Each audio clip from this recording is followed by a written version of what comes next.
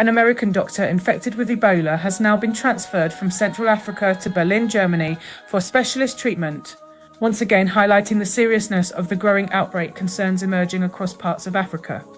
The patient was reportedly working in outbreak response efforts before becoming infected and was flown under strict biosecurity procedures to one of Europe's advanced infectious disease facilities. And although media coverage still remains relatively limited globally, this transfer itself exposes how serious the situation actually is, because Ebola is not a minor illness. It is one of the deadliest viruses on Earth. And outbreaks become far harder to contain when they emerge in regions already suffering from instability, weak healthcare systems, armed conflict, and limited infrastructure, which is exactly what parts of Africa are currently facing. And perhaps the most uncomfortable part of this entire situation is the unequal reality surrounding it, because this American patient, being a Westerner connected to international medical operations, was fortunate enough to be flown to a developed nation capable of offering some of the best medical care in the world. But unfortunately, the overwhelming majority of ordinary people across affected African regions will never receive that same opportunity. Many people living in remote or conflict-affected areas may have little access to advanced treatment, specialist facilities, emergency transport, or modern healthcare infrastructure altogether, and that is the tragic reality behind many outbreaks across poorer parts of the world.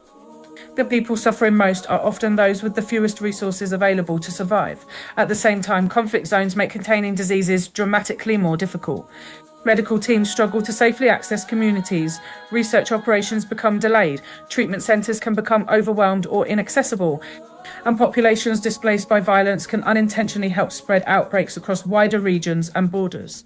Which is why many would argue there should be far more international urgency surrounding ceasefires and stabilisation efforts within regions battling major disease outbreaks. Because public health crises do not respect borders. Modern travel means diseases can move internationally extremely quickly if containment efforts fail.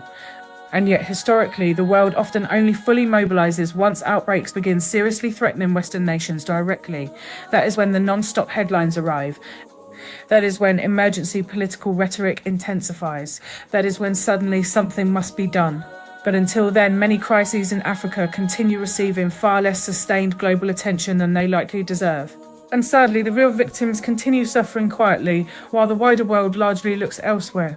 One can only hope the outbreak is contained before it spreads further across borders and becomes an even larger international emergency. This has been the JR Voice. Stay tuned for more unpacking of global headlines.